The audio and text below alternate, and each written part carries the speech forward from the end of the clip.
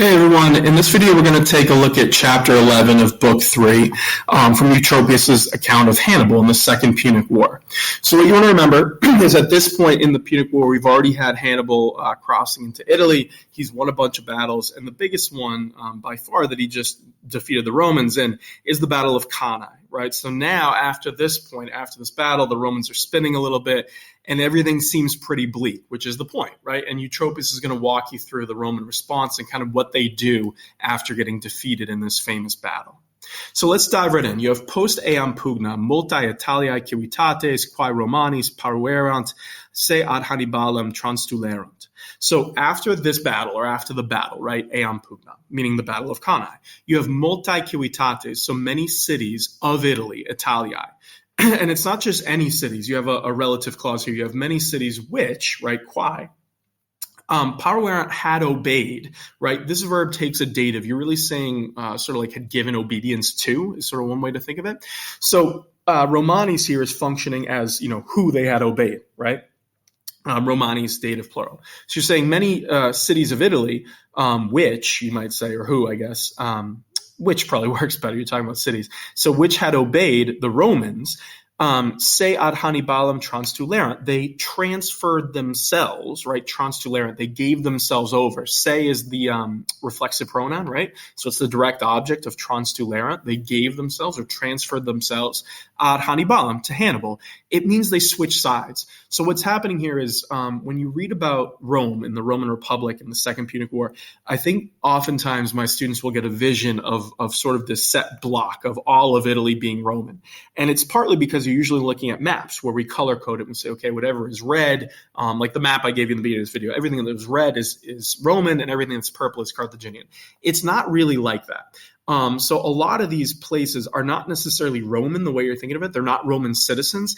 They're city-states or small cities that had made alliances with Rome. So they're under Rome's dominion, if you want to think of it that way. So it's more of a patchwork of individual cities that Rome has either conquered or they've made alliances with, and they've sort of given themselves up to the Romans. So these cities are watching Hannibal, and they're watching the Punic War, and they're trying to be on the winning side. And after so many Roman losses, right, back to back, the 3 T battles followed by Cannae, they're saying to themselves, the Romans probably aren't going to win. And that's where you start getting the switch happening, where Hannibal is able to pressure these cities and be like, hey, look, I just conquered the Romans, right, or defeated their armies. There's no one to save you. Come to my side.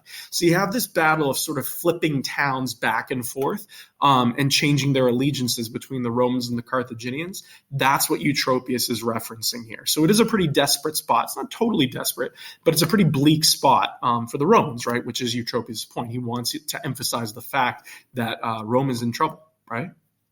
And then we continue.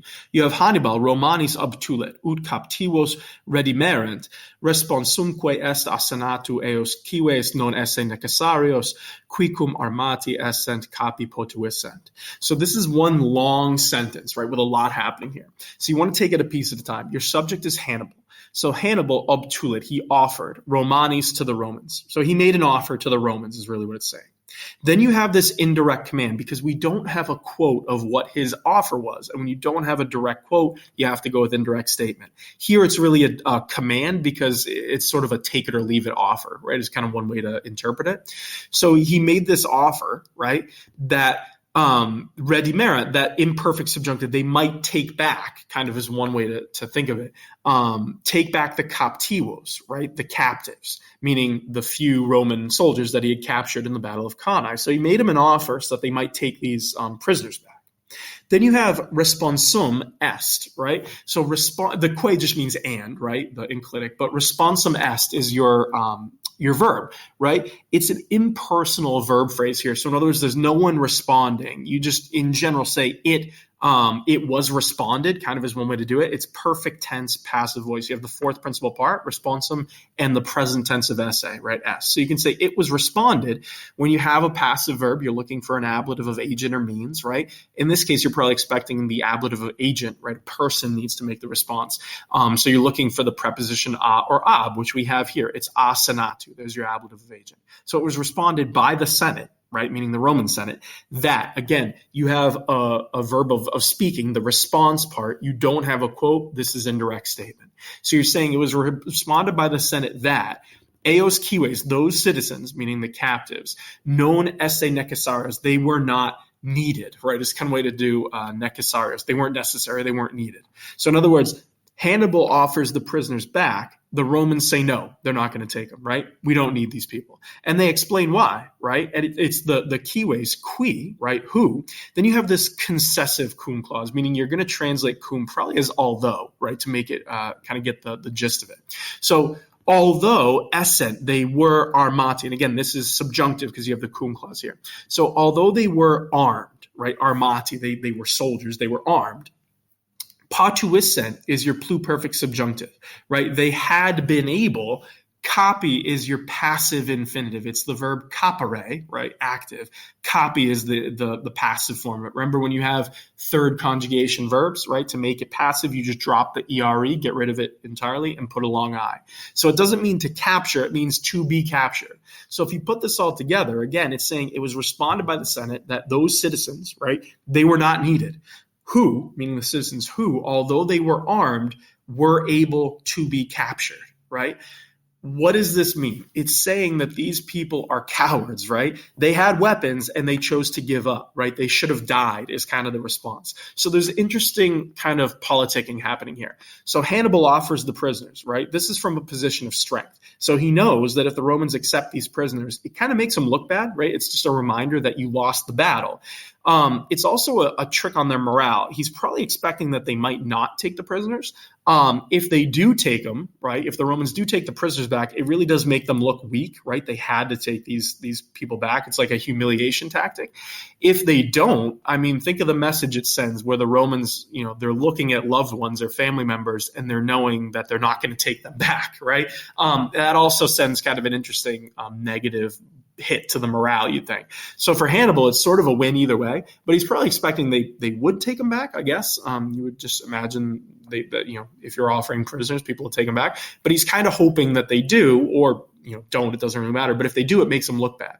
So the Senate knows this and they don't want to look back, so they reject it. But they have to be thinking too, if we don't take these prisoners back, how's that going to look for our people? The solution is to say, well, these aren't really our prisoners. These are cowards, right? We don't need these people because they should have died fighting and they didn't. And why would we take cowards back? So there's an interesting back and forth here happening of sort of sparring between Hannibal and the Roman Senate over what you're going to do with these prisoners, right? And then you get Hannibal's response. You have ille omnes postea variis suppliciis interfecit et tres modios annulorum aureorum Carthaginem misit, quos ex manibus equitum Romanorum senatorum et militum detraxera. So ille is Hannibal, he, right? So he offers the prisoners, they get rejected. The Romans say, we don't want cowards back, keep them. So what's Hannibal going to do? Well, he interfecit, he kills them, right? So it's he after, right? So Hannibal, postea afterward, he interfecit omnes, he killed all of them. How did he do it? You have the ablative here. It's functioning as an ablative of means, variis supplices, through or with various tortures or punishments, however you want to translate supplices. So he basically tortures them, right? So again, when the Romans reject it, it kind of makes them look a little strong, if you want to think of it that way. They're like, no, we don't need the prisoners, even though they kind of do. So to get the upper hand one last time, Hannibal tortures and kills these prisoners. Again, it's about crushing the Roman morale. That's what he's really trying to do. If you're watching Roman citizens getting, kind of brutally murdered or tortured, that's not a big win for morale. So Hannibal is hoping that, he sends one last message by killing these prisoners. And what else does he do? He sent misit trace modios.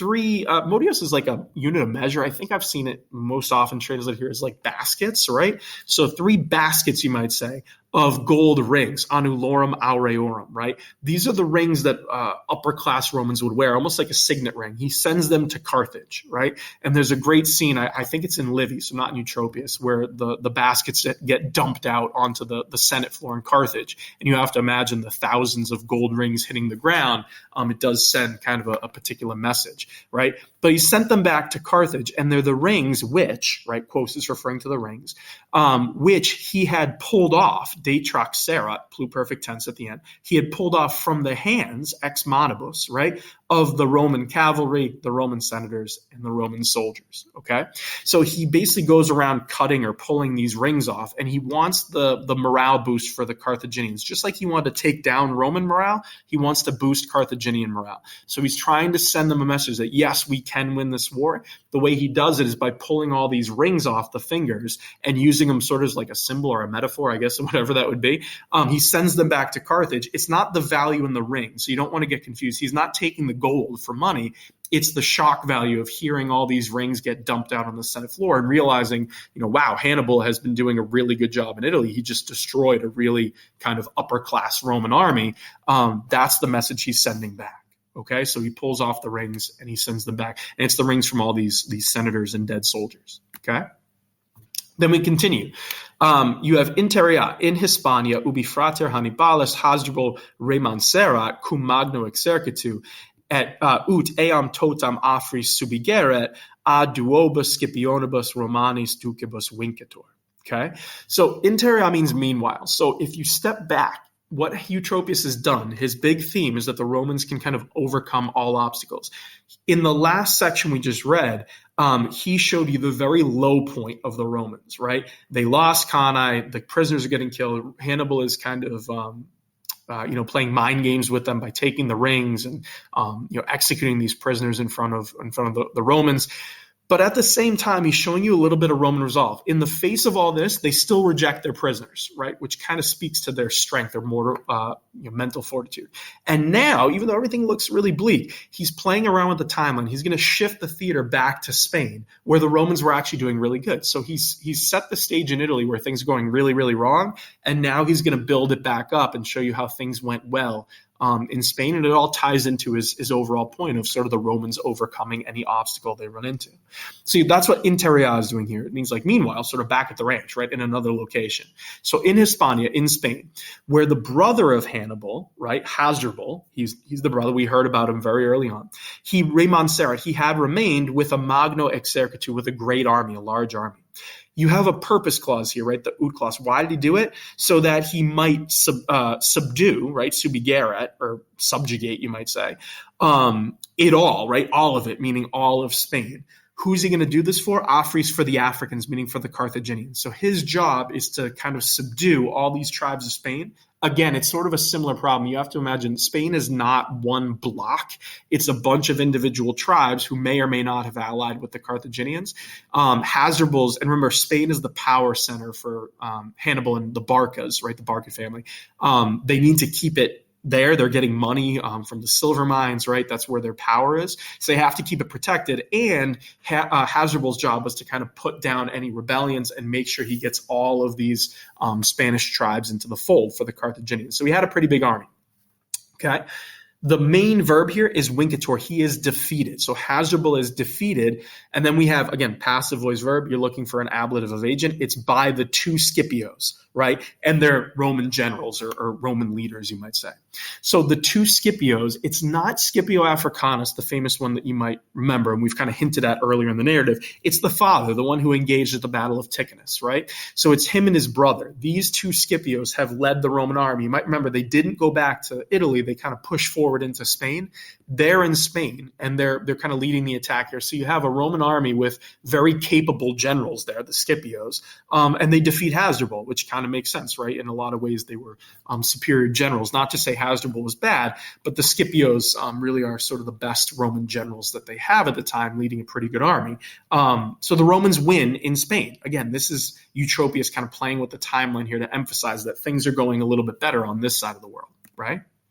Then you continue, you have perdit in pugna 35, right? XXV milia hominum, ex his capiontor, ex milia occidontor, XXV milia, milia. We'll stop there, right? So you have he defeated, or he lost, meaning Hasdrubal lost in Pugna, in the battle, right, against the Scipios. He lost 35, XXV, right, 35,000 men, literally 35,000s of men is what he lost. Then you have ex his, so from these, or out of these men, ex milia, 10,000 capiuntor are captured, and 25 XXV milia, 25,000 are killed, right? So not good. He loses 35,000 men. That's a massive number, and 25,000 of them are outright dead, right? Not good. Then you have mituntor ei a Carthaginiensibus ad reparandas vires xii milia peditum IV milia equitum XX elephanti. Okay, so you have something mituntor, something is being sent to him, right? A is your dative. To find the subject, you have to go all the way to the end to see the 12, right? XII milia, 12,000 foot soldiers, peditum, infantry, 4,000 cavalry, right? IV milia equitum, and 20 elephants, right? XX elephanti. This is what got sent. So they are the subject of mituntor. So all these troops are sent to him, meaning sent to Hasdrubal. And again, mituntor, passive voice verb. We need the ablative of agent, a Carthaginiensibus, right? By the Carthaginians. So then you have this gerundive here, and a lot of commentaries will tell you to just translate it like a gerund. It's a verbal adjective is really what it is. You can translate reparandas as replenishing or repairing, right? When it goes with ad, it's usually showing purpose. So you're almost saying they were sent for the purpose of repairing or replenishing vires, his strength, right? This is an interesting side note. So Hasdrubal just got smoked, right, by the Scipios. So Spain is vulnerable. If you go back, this is an important moment because we just said that Hannibal had done well in Italy and, sent the rings back, all these things. Hannibal is expecting reinforcements. The Carthaginians now have a tough spot. Where do you send the reinforcements? If you send them to Italy, there's a chance Hannibal might, take Rome and win the war. If you send them to Spain, though, right, you're protecting your power center, the money, the troops, that whole area. And at the end of the day, it's a toss-up of what you're going to do. But the Carthaginians decide to send it to Spain. This is important because if it goes to Spain, it does not go to Italy, right? Which means that Hannibal is now not getting these troops. He was expecting the reinforcements, which has ramifications down the road. You might say it's sort of a no-win scenario for the Carthaginians, but, they had to make a decision. And ultimately, it feels like they made the wrong one, although that's very debatable. But either way, Hasdrubal is losing. Right? So they have to shift their forces back to Spain, which again helps the Romans in Italy. So this section is really getting at what we said, the theme of Eutropius. It's really kind of crystallizes here. Things are going really horribly in Italy, but now you're about to see the resurgence of the Romans, right? No matter what obstacles they're facing, they're going to overcome it. And Spain is where he chooses to shift the narrative to show you that the Romans are going to overcome this enemy by winning some battles in Spain with the Scipios, right? It ties into his theme. So hopefully that made some sense. The trickiest part here is probably in the last sentence with the gerundive. Again, feel free to look it up. There's a lot of great resources where you can see how these work. I just gave you the quick version of how to translate it. But other than that, the Latin is pretty straightforward, and the narrative hopefully is pretty straightforward to follow as well. If you have any questions at all, feel free to put them in the comments below. I'd be happy to help you out. But otherwise, keep reading it. If you have a commentary, look at it, work through the vocab, things like that. And it should be getting a little easier for you as you go. Good luck.